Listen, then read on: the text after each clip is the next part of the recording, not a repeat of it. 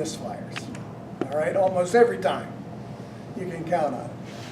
Sometimes it might be me, but somewhere down the line there's a misfire.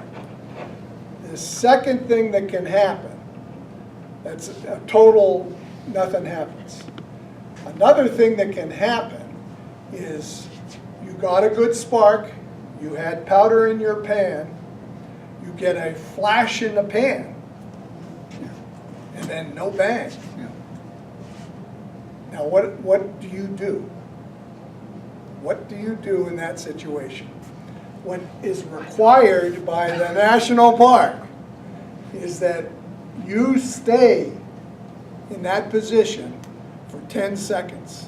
You're supposed to yell out misfire to identify yourself and draw all attention to yourself. Misfire. Okay, we count to 10. And then at the end of 10 seconds, then you are supposed to dump your load. Now that doesn't always happen. But I'm saying that's what the rule is when we're on National Park Service property. That's what we're supposed to do. And we will hear about it if we don't do it that way. One of the militia had a misfire at Pumpkin Hill last year. Really? Okay, that's a misfire. The reason we stay up here is because there could be embers that did make it inside the barrel. What has happened is your pan full of powder did ignite, but somehow didn't get into the barrel. In some cases, that's because your touch hole is plugged. After several rounds, sometimes that happens. Isn't that what that little pick and whistle is all about? Right, you have a pick to clean that up. Yeah. But what could happen is there's embers that got inside and just somehow didn't land directly on the powder in there. You could get a late discharge. That's why you want to stay there. 10 seconds seems to be adequate. If the gun doesn't go bang after 10 seconds, it's not going to go bang, most likely. He might have pulled the trigger late, but it looked to me like he was on the end. Everybody else discharged, and he was standing there, and it was like a moment, I'd say a couple, it seemed like 2-second delay. Right. He was holding, then it finally just went. That's a hang fire. Hang fire, sorry. Okay. A hang fire is when you have a flash in the pan that embers did get inside the barrel but didn't yet ignite, and then later did. So what I was alluding to, we have it on video because it was during the certification that we do every year.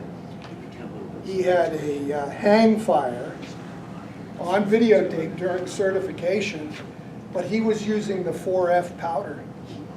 And it was like fireworks. You could hear this hissing, and flame was actually coming out. I actually don't know what ultimately occurs, but he got no discharge out of the barrel of the gun.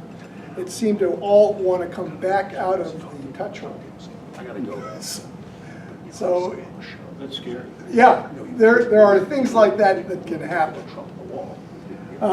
One of the things that we try to strive for is that all musketeers are elevated at the same angle. So if you look down the line, everybody's musket is elevated at the same angle.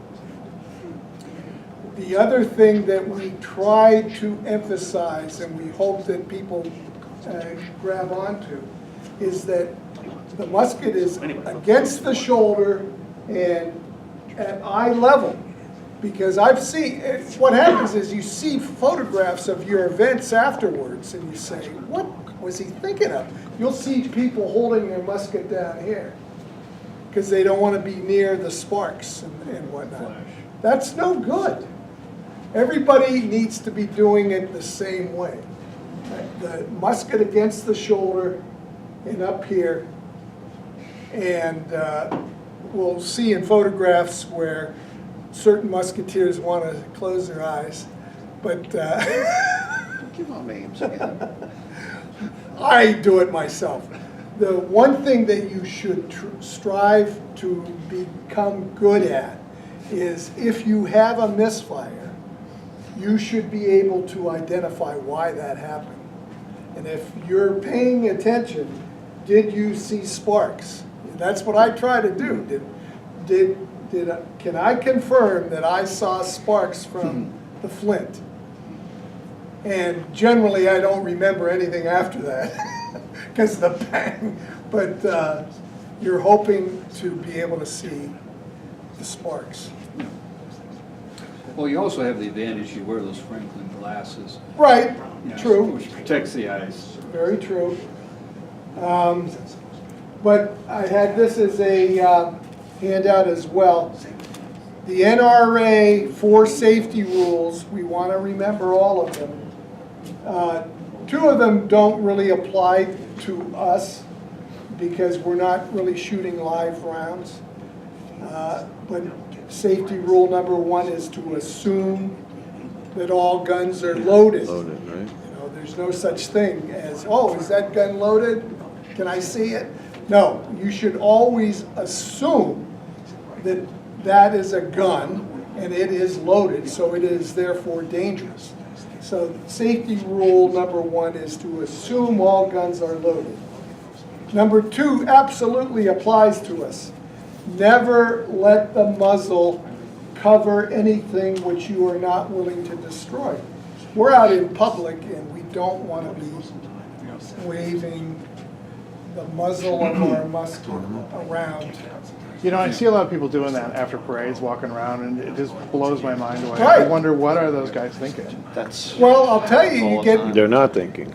that's not thinking. why I like the idea of the shoulder strap.